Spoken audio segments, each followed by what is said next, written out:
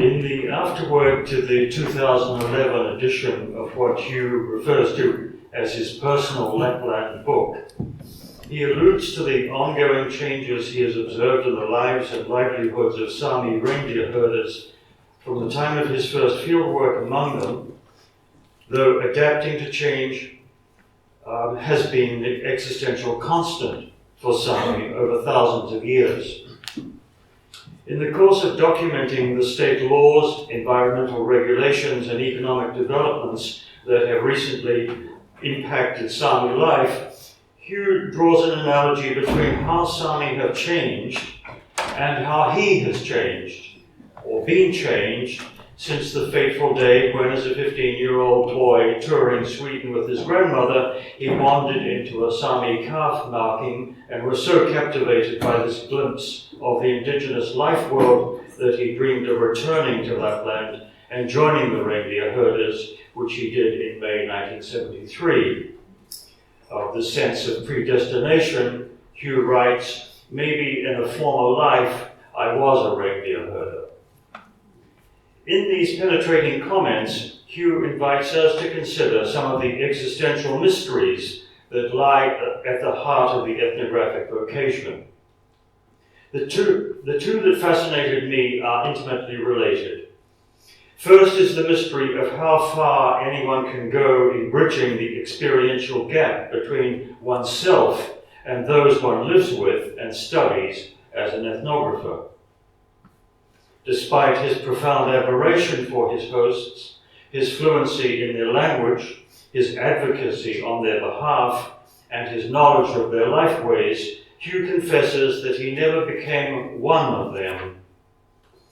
Notwithstanding his youthful karmic identification with them and the possibility of marrying a Sami woman, I am intrigued by the seemingly unbridgeable gap between one life world and another, a gap that appears to preclude the kinds of deep friendship and conjugal intimacy one finds in one's own natal life world. If this gap is unbridgeable, then what is the status and value of the ethnographic knowledge we glean from the individuals we call our chief or best or key informants in the course of our sojourns in another life world? If this so-called knowledge is a byproduct of our social and practical skills of living with our hosts, a form of savoir-faire, then surely it can be taken as evidence that we have become, to some degree, insiders, despite the value our academic culture places on knowledge that can be abstracted from life and constitute a view from afar. The second mystery concerns the relation between continuity and change, and this applies both to societies and to individual people.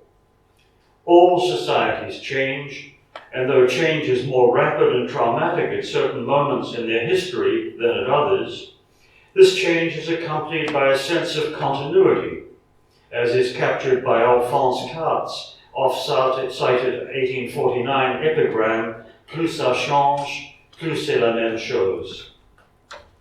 The same is true of ourselves, though we are, as William James observed, as various as the people who recognize us and carry an image of us in their heads, we also carry within us an enduring sense of being, as James puts it, the same self in every situation throughout our lives, regardless of who we're with.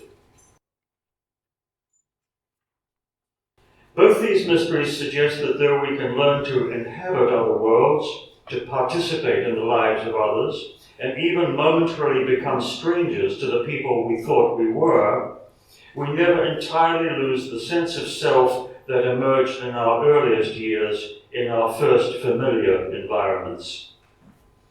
For Hannah Arendt, this is the paradox of plurality, the sense that whoever we are, wherever we are, and whatever we do, we experience ourselves as simultaneously different from everyone else and identical to them. This is as true of our relationship with complete strangers and close kinsmen. Ensuring a common evolutionary history, we share a potential to interact and coexist, yet we always remain, to some degree, strangers to one another. We therefore carry within us the seeds of amity and animosity, and none of us can tell whether, under certain conditions, we will veer toward one or the other of these two extremes. Hugh Beach notes that our survival as a species will depend on the kind of conversing, boundary crossing, suspension of prejudice, and preparedness to step outside one's cultural comfort zone that ethnography, at its best, exemplifies. But though we tend to see this idealistically as a moral choice we make, it may be truer to say that necessity determines these virtues, not choice. If indigenous people have been far more adroit than those who have invaded and settled their lands in learning to operate outside of their traditional values, it is because of the exigencies of survival, not their acceptance of foreign religions, laws, languages, and livelihoods. When the Warlpiri of Central Australia first encountered whites, they quickly supplemented a traditional hunting-gathering way of life with working on white cattle stations in exchange for tea, flour, and sugar. But if the physical hardships of nomadism had been arduous, the unforeseen social, moral, and health hazards of sedentarism were almost impossible to survive. That Indigenous Australians have survived is a testament to their truly extraordinary adaptability. And in what follows, I would like to share with you something of my own experience traveling with and working with Indigenous people in Central Australia, for whom cultural survival is as imperative as it is for the Sami.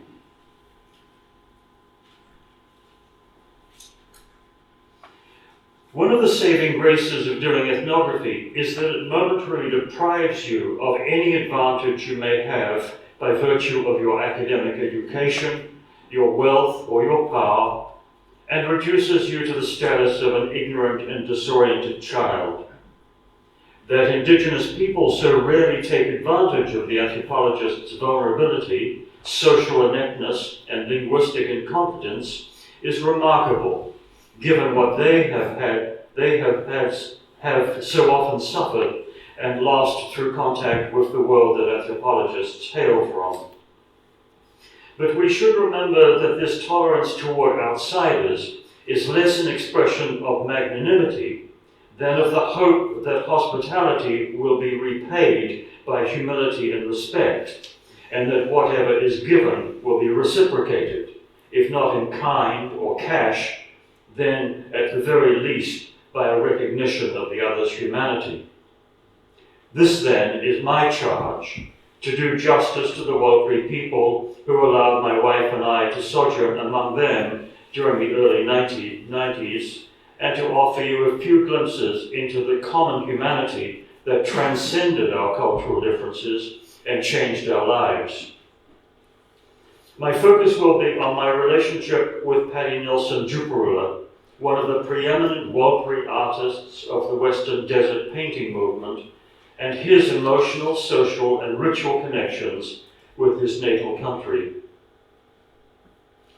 For Warlpiri men of Juparula's generation, country is not an object of contemplation, as a European aesthetic of landscape might suggest. Rather, it is potentially as inspirited, fecund, and fleshed out as any living human being. This is why ritual sand painting on the ground or acrylic painting on canvas are so readily compared with the labor of giving birth, of bringing nascent life into fully embodied existence. In the Warlpiri view, life is a continual interplay between what is latent, inchoate, or invisible, and what is apparent, articulated, and embodied.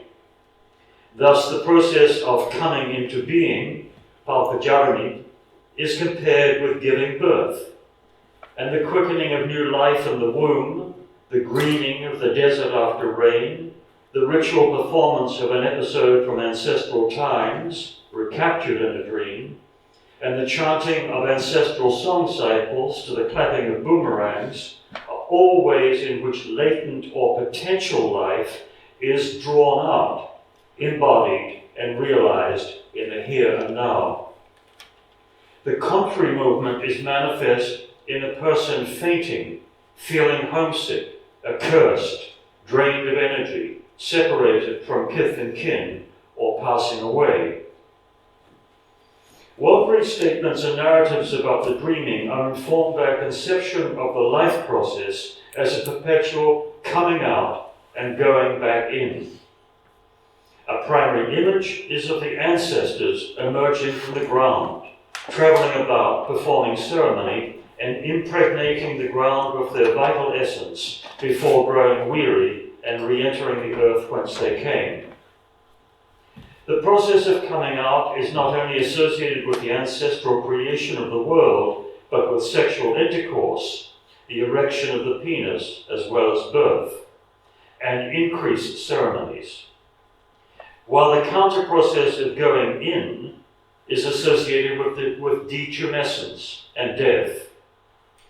But death is not the end of life, but the beginning of a period in which the name of the deceased is taken out of circulation and all trace of his or her identity erased from the earth, and ideally from the memory of the bereaved. This period of latency is followed by a rebirth or reappearance in which the name is brought back into circulation. Just as the generative potential of the ancestors steeped the ground on which they walked or where they camped, only to be drawn out and made present again in ceremony and in the conception of children, so life itself comes and goes in a perpetual reproductive cycle. This explains why rituals to multiply animals and rituals to reanimate the ancestors avail themselves of the same sexual imagery. The interplay of coming out and going in is basic to stories of the dreaming, the sand drawing that accompanies storytelling, and the various visual constructions and enactments of men's ceremonial dramas. In this construction, created for the increased ceremony of a flying ant dreaming, uterine kinsmen begin the painting of at the center. A hole is dug and water poured on the ground. After blood has been rubbed into the wet sand, concentric circles of red ochre fluff are laid around the sides of the hole and on the surface of the ground. Additional graphic elements are added and white fluff attached to complete the design. A post is then placed upright in the hole, painted red and decorated with white dots representing numerous ants.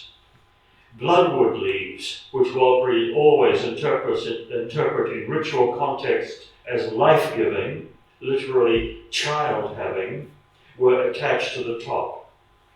Men identify the post as the ant hill, while the hole is their camp. When the construction was completed, patrilineal custodians of the site and its dreaming crouched on the sand painting and beat the ground with leaves as they shuffled toward the pole. These men were ants crawling toward their camp and then entering their hole. The movement toward the center is construed as a procreative act. This drama suggests that art, religion, ritual, dance, and song are not essentially different phenomena, but modalities, methods, or moments in which something hidden within is made manifest. Though this transformation of the latent into the patent, through this transformation of the latent into the patent, human beings realize their individual and collective capacity to act obliquely and vicariously upon the world, bringing it into being. In this instance, by increasing the flying termites that played an important part in the desert economy. We can also see in this construction how ritual actions and art motifs mimic natural phenomena. Worker termites build earth mounds that are common throughout the Tanami Desert. In the wet season, the termites grow wings and fly off to make new colonies, following their queens to dry mounds or to build anew. When they have found their new homes, they drop their wings. In this stage, they can be collected, lightly cooked in coals and eaten. As they fall to the ground, women collect them to eat because they are tasty and sweet. Moreover, when certain species of acacia and grass are in seed, ants collect the seeds for their own use, often carrying it great distances to their holes in the ground. Because the ants only eat the white thread by which the seeds are attached to a pod or grass stem, the discarded seeds can be found in great abundance around their holes. So there's a symbiotic relationship, if you like, between the ants and people who eat the seeds which they have collected. You can see them there, the mounds of black seeds around the hole in the ground. Nevertheless, no one depends on ants to maximize seed gathering for food these days. But while the economic value of ceremony has changed, so its existential value endures. Over the last half-century, Aboriginal art has become a symbolic supplement to initiatory journeys, the performance of ceremony and traditional hunting and gathering, a way of articulating one's imperiled sense of cosmological connectedness, of working through traumas of displacement and loss, and of ensuring that secret sacred knowledge is passed on to the next generation. These changes belie the continuities that underlie them, such as the symbolic equivalence of different colored paints with menstrual blood, venous or urethral blood, semen, milk, urine, and excrement. The increase of natural species may be less important these days than ethnic survival and a regular income, and painting has become critical to the articulation of political claims to land, national recognition, and indigenous self-determination, as well as more personal quests for connectedness with both country and kin. The regenerative process of coming out and going in survives changes in media. Though painting with acrylics may have eclipsed some forms of ceremonial life, Warlpiri readily identifies ceremonial sand painting or body painting with acrylic painting on canvas. But where Warlpiri were totally in charge of their traditional ceremonies, they cannot hope to be in control of the processes of marketing their art, though both activities are informed by a need for the wherewithal of life, from food and drink to a sense of socio-political autonomy.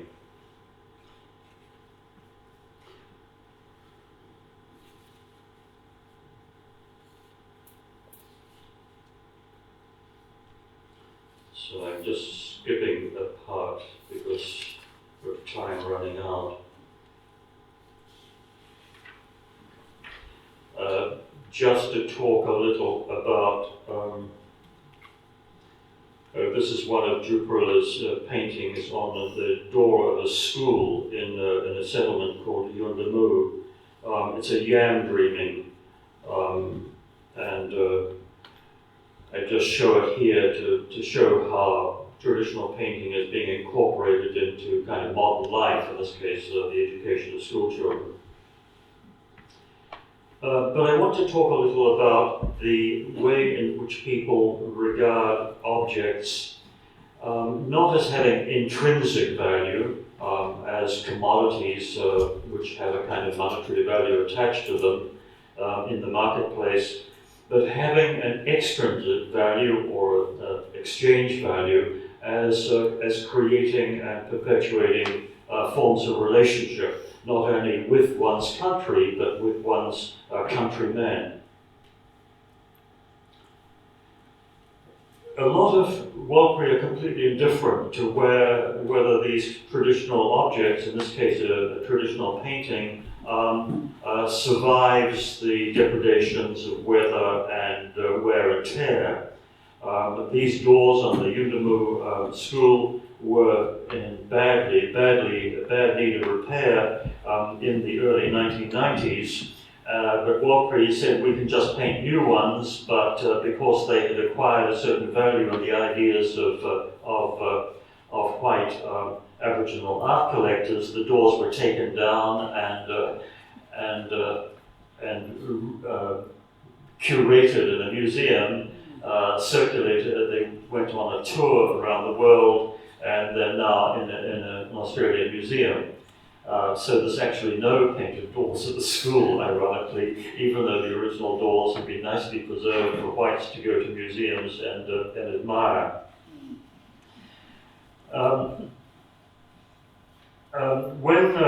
When I was traveling with Paddy Duperla, there was one occasion when he had done some paintings. We went to Alice Springs together, where he wanted to sell the paintings in order to get some money to go drinking. And we went into the famous Papunya Art Gallery, which deals with Aboriginal art and supposedly gives Aboriginal artists the benefit in royalties of their work. But they just don't sort of cough up money instantly that a painter walks in off the street, and this is what Duperla wanted. So we went in, no money was forthcoming, we went out, and he led me immediately to Todd Mall, where the tourist shops are, walked into this really crummy tourist shop, and they paid him a few dollars immediately. And we went out our separate ways because they didn't want to go drinking on that particular day with Aboriginal men on the bed of the Todd River. But for him, the art was converted into money, and that's what its value was. That's the point of doing it was, and he could always create new art. So the work of sustaining body and soul it was not just a matter of connecting with one's country. It did not just have a spiritual kind of side, as one might say. It had this other more mercenary or mundane aspect of just generating a living, which reminds you that the traditional art, the sand painting, was all connected with the desert economy. It was not a kind of religious life that was separable from people's kind of material life. Expressed otherwise, one might say that the art object is never fetishized as a form of capital. Rather, it is a physical trace of the labor of bringing life into the world. For men of Duperla's generation, enshrining an artwork in an art gallery makes no more sense than depositing knowledge in a book and shelving it in a library, which is why he was perpetually scoffing at me, taking notes in my notebook whenever he told me something interesting. Whatever knowledge the work contains only has meaning when put to use, bearing, raising, and initiating children, affirming one's ties with significant others through intermarriage and through collaborative ritual. This is dramatically conveyed in Uta Eichelkamp's account of visiting an anthropology museum in Leipzig, Germany, in the company of several Pittenjara women some years ago.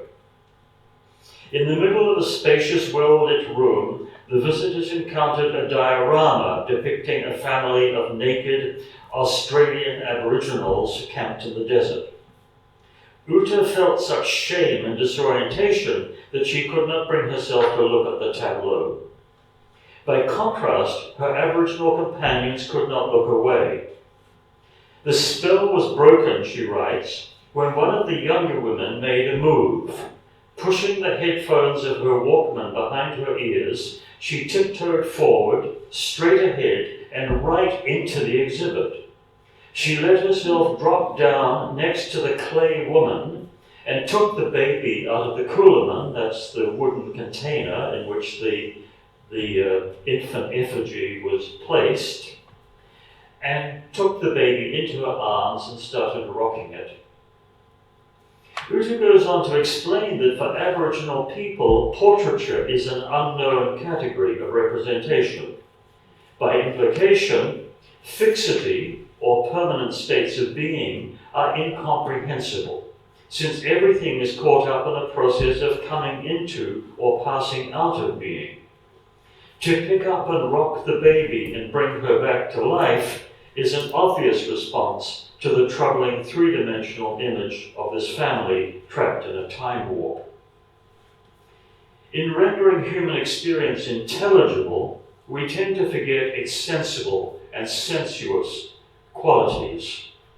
In grasping things we may know, we tend to ignore things we can only feel, and forget the lesson that older Warlpiri men would impress upon me time and time again, namely the importance of first-hand embodied knowledge over abstract second-hand understanding.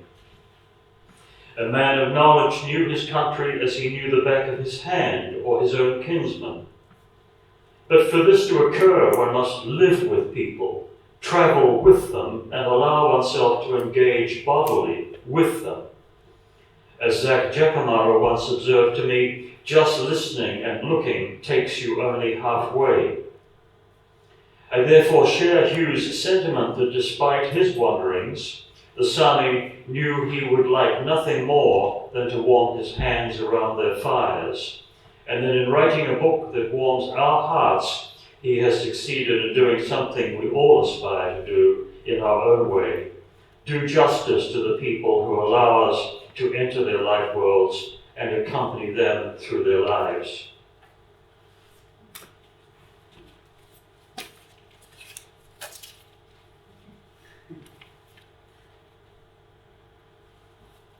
That's Jupurla on the left, out in the desert next to our vehicle.